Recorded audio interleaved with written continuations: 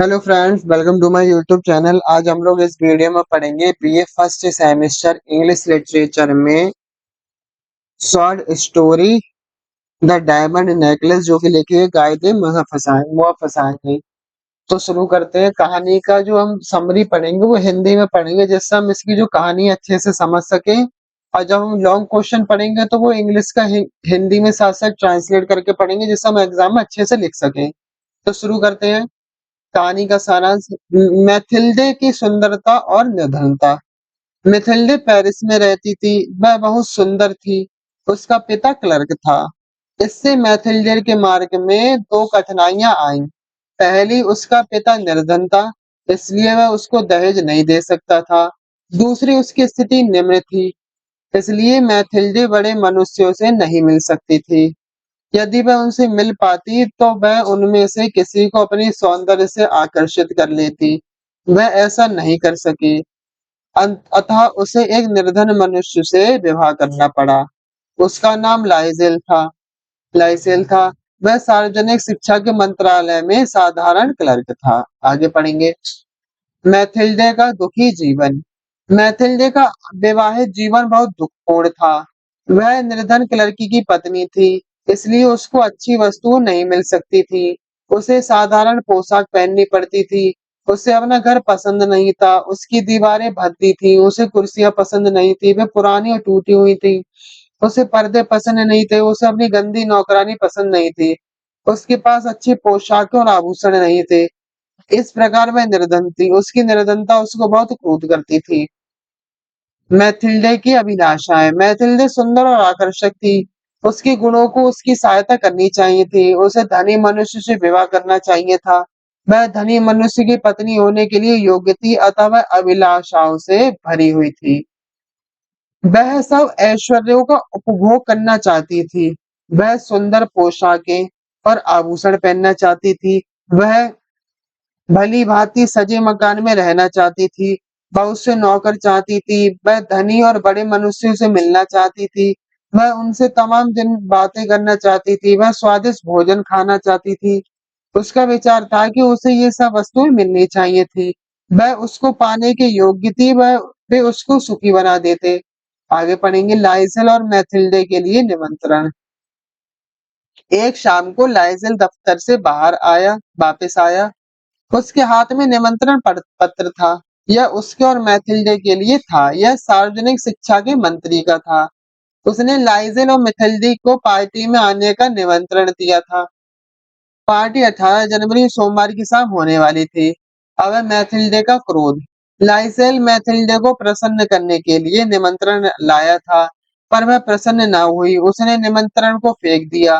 वह पार्टी में नहीं जाना चाहती थी। लाइसेल ने उसको फुसलाया। पार्टी में सभी बड़े मनुष्य और अफसर आएंगे। मैथिल्डे को उनसे मिलने का अवसर प्राप्त होगा। यह सुनकर मैथिल्डे बहुत क्रुद्ध हुई, यानी बहुत गुस्सा हो गई। उसके पास अच्छे वस्त्र और आभूषण नहीं थे, इसलिए वह नहीं जाएगी। आगे पढ़ेंगे। मैथिल्डे का दुख। लाइसेल ने अपनी पत्नी को सतावना यानी सहानुभूति देने का प्रयास किया। उसने उसकी पोशाक और आभूषणों के बारे में कभी नहीं सोचा था, पर वह साधारण पोशाक में जा सकती थी, इसके लिए वह तैयार नहीं थी। वस्तु और आभूषणों के विचार ने उसको दुखी बना दिया। उसकी आंखों में आंसू आ गए। उसको पोंछा। फिर उसने अपने पति से कहा, मैं नहीं जा सकती हूँ। इस निमंत्रण को किसी और को दे दो। आगे पढ़ेंगे। पोशाक का प्रबंध। लाइसेल अच्छा पति था। वह अपनी पत्नी को सुखी बनाना चाहता था। वह उसे बहुत अधिक प्रेम करता था। वह उसके आंसुओं को नहीं देख सका। उसने उसे नई पोशाक देने का निश्चय किया। उसने उससे पूछा, अच्छी साधारण पोशाक का क्या मूल्य होगा? उसने सोचकर कहा, इसका मूल्य लगभग 400 फ्रैंक होगा। यानी जहाँ की जो कहानी का प्लॉट है, वहां पे जो पैसे चलते थे वो फ्रैंक में चलते थे। लाइसेल के पास इतना धन था। उसने उसे बंदूक खरीदने के लिए बचाया था। वह अपने मित्र के साथ शिकार खेलने के लिए जाना चाहता था, पर उसकी पत्नी की आवश्यकता अधिक थी, इसलिए उसे उसे उसने उसे धन देने का वचन दिया। इससे उसे कुछ दुख हुआ, पर मैथिल्डे के आनंद को उसको आनंदित कर दिया। यानी उसने उस रुपये से उस मैथिल्डे के लिए नई पोशाक बनवा दी। आभूषणों की समस्या। मैथिली ने नई पोशाक बनवा ली। पार्टी होने में अभी 3 दिन बाकी थे। लाइजल को अपनी पत्नी का आनंद देखने की आशा थी, पर वह आनंदित नहीं थी, इसलिए लाइजल ने इसका कारण पूछा। मैथिली ने उत्तर दिया, मेरे पास एक भी आभूषण नहीं है, इसलिए मैं जाना नहीं चाहती हूँ। मैं पार्टी में निर्धन स्त्री दिखाई दूंगी। लाइजल इस बात को जानता था। उसने सुझाव दिया। क्या दिया सुझाव? मैथिली आभूषणों के बजाय फूलों के आभूषण पहन ले। इसके लिए मैथिली तैयार नहीं हुई। संयोग से लाइसेल को मैडम फॉरेस्टर की याद आ गई। वह मैथिली की मित्र थी। मैथिली को उससे आभूषण मिल सकते थे। मैथिली को यह विचार पसंद आया। फॉरेस्टियर का हीरे का हार। दूसरे दिन मैथिली अपनी मित्र के पास गई। उसने मैडम फॉरेस्टियर से आभूषणों के बारे में कहा। मैडम फॉरेस्टियर ने तुरंत छोटा बॉक्स लाई। उसमें बड़े मोती का हार और कुछ अन्य आभूषण थे। मैथिली को वे पसंद आए, पर वे बहुत महंगे थे, इसलिए वह उनमें से किसी को भी नहीं लेना चाहती थी। उसने मैडम फॉरेस्टर से कुछ और आभूषण लाने के लिए कहा। इस बार वह हीरे का हार लाई। वह बहुत सुंदर था। मैथिली को वह बहुत पसंद आया। उसने उसे अपने मित्र से ले लिया। इस उसने इसके लिए उसे धन्यवाद दिया। फिर वह घर वापस चली गई। मैथिली का पार्टी को जाना। पार्टी की शाम आई। मैथिली ने अपनी नई पोशाक पहनी। उसने अपने गले में हीरे का हार पहना। वह वास्तव में बहुत सुंदर दिखाई दी। फिर वह लाइजल के साथ पार्टी में गई। पार्टी में मैथिली की सफलता। मैथिली के को पार्टी में महान सफलता मिली। वह वहां सबसे सुंदर स्त्री थी। वह आनंद और मुस्कानों से भरी हुई थी। सब मनुष्यों ने उसका नाम पूछा। उन्होंने उससे परिचय प्राप्त करने का प्रयत्न किया। वे उसकी सुंदरता से प्रभावित हुए। उन्होंने उसकी प्रशंसा की। कुछ ने उसकी सुंदरता की प्रशंसा की, कुछ ने उसकी पोशाक की प्रशंसा की, कुछ ने उसके हीरे के हार की प्रशंसा की। मंत्री ने उसकी प्रशंसा की। अब आगे पढ़ेंगे मैथिली का महान आनंद। मैथिली पार्टी की रानी थी। वह मनुष्यों के नेत्र उस पर लगे थे। एक भी ऐसा मनुष्य नहीं था जिसे उसने आकर्षित ना किया हो। इससे वह बहुत प्रसन्न हुई। वास्तव में वह आवश्यकता से अधिक प्रसन्न थी। वह गर्व से भरी हुई थी। वह एक प्रकार के नशे में थी। इस दशा में वह अनेक बड़े मनुष्यों के साथ नाची। प्रत्येक ने उसके नाच की प्रशंसा की, इसलिए प्रत्येक मनुष्य ने उसके साथ नाचने की इच्छा की। पर यह संभव नहीं था। पार्टी समाप्त हो गई। इस समय सुबह के 4 बजे थे। पार्टी के समाप्त होने पर मैथिली को बहुत दुख हुआ। वह और अधिक नाच न सकी और अधिक आकर्षण का केंद्र न रह सकी। आगे पढ़ेंगे। मैथिली के अपने घर वापसी। मैथिली को लाइसल पार्टी में नहीं दिखाई दिया। वह एक कमरे में था। मैथिली उसके पास गई। वे दोनों एक सस्ती गाड़ी में घर वापस आए। इससे मैथिली को लज्जा आई, पर वह कुछ नहीं कर सकती थी। वह निर्धन थी। इस विचार ने उसे एक बार फिर दुखी बना दिया। अब आगे पढ़ेंगे हीरे के हार का खोना। मैथिली को अपने आकर्षण को देखना चाहती थी, इसलिए वह शीशे के पास गई। उसने अपनी गर्दन की ओर देखा। उसमें हीरे का हार नहीं था। इससे मैथिली को प्रबल आघात लगा, यानी वह चौंक गई। उसे बहुत एकदम सदमा सा लगा। वह चिल्लाई, मैंने मैडम फॉरेस्टर का हार खो दिया। अब आगे पढ़ेंगे हार की व्यर्थ खोज। मैथिली और लाइसल ने हीरे को हार को खोजा।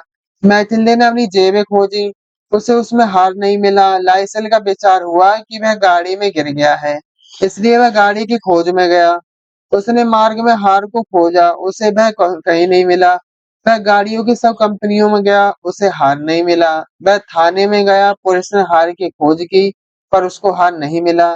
लाइसल ने समाचार पत्रों में विज्ञापन दिया। उसने पुरस्कार घोषित किया, पर कोई भी हार को नहीं लाया।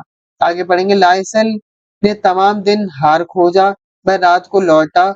उसने मैथिली को अपनी असफलता के बारे में बताया।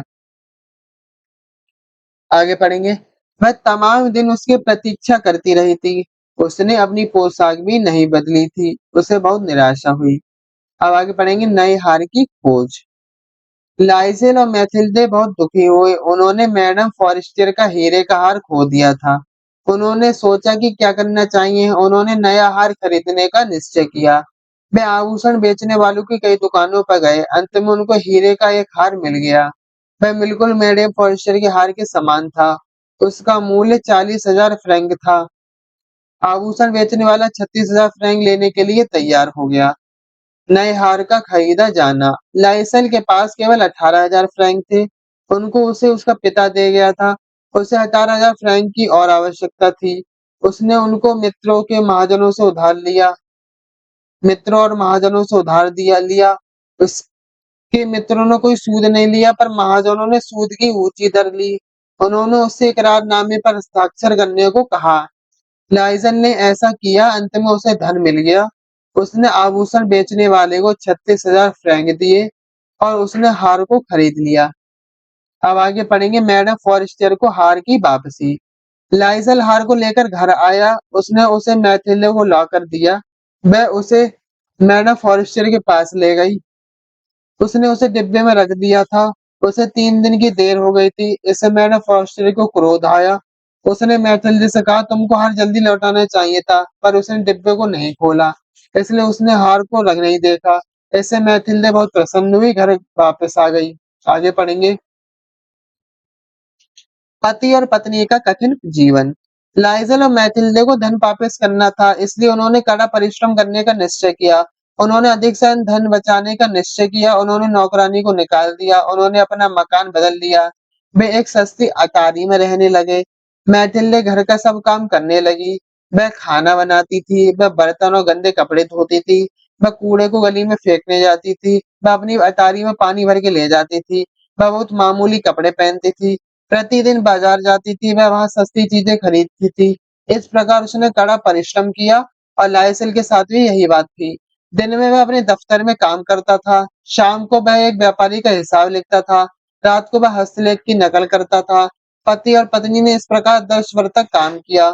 उन्होंने मकान बलिदान किया। उन्होंने सब धन लौटा दिया। उससे उसको महान संतोष हुआ। अब आगे पढ़ेंगे मैथिल्डे का जीवन और विचार। 10 वर्ष के कड़े परिश्रम ने मैथिल्डे को बहुत निर्बल बना दिया। वह परिवर्तित स्त्री हो गई। वह वृद्ध दिखाई देने लगी। वह मजबूत और पुष्ट हो गई। उसकी सब सुंदरता नष्ट हो गई। अब वह सुंदरता की चिंता नहीं करती थी। उसके हाथ लाल और खुरदरे हो गए। वह अपने आप से जोर-जोर से बातें करती थी। कभी-कभी वह खिड़की के पास जाती थी। वह बहुत पहले ही सुखद शाम के बारे में सोचती थी। उस शाम को बहुत सुंदर थी, वह बहुत सुंदर थी, वो सब लोगों ने उसकी प्रशंसा की थी, वह अपने बारे में सोचती थी। यदि उसने उस हार को ना खोया होता तो क्या होता? कौन जानता? जीवन कितना विचित्र है। एक छोटी-सी बात ने हमको बर्बाद कर दिया। ये कौन सोच रहा है?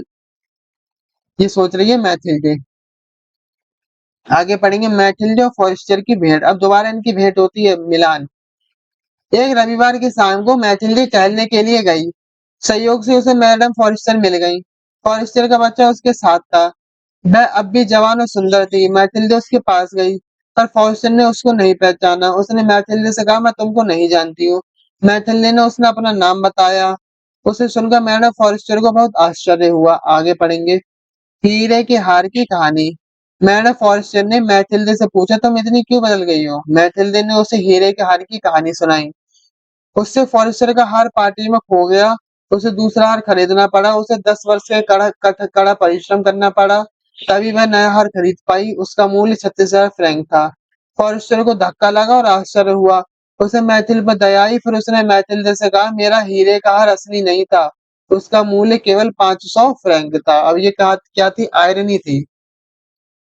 कहा उन्होंने ये सोचा कि हीरे का हार है, उस हीरे का हार को लौटाने के लिए उन्होंने असली हीरे का हार खरीदने के लिए इतनी कठिन परिश्रम दिया। वो इतनी सुंदर थी, उसने काम कर करके अपने आप को वो कर लिया, क्या कहते हैं, काम में इतनी संलग्न हो गई और पतली हो गई, कमजोर हो गई।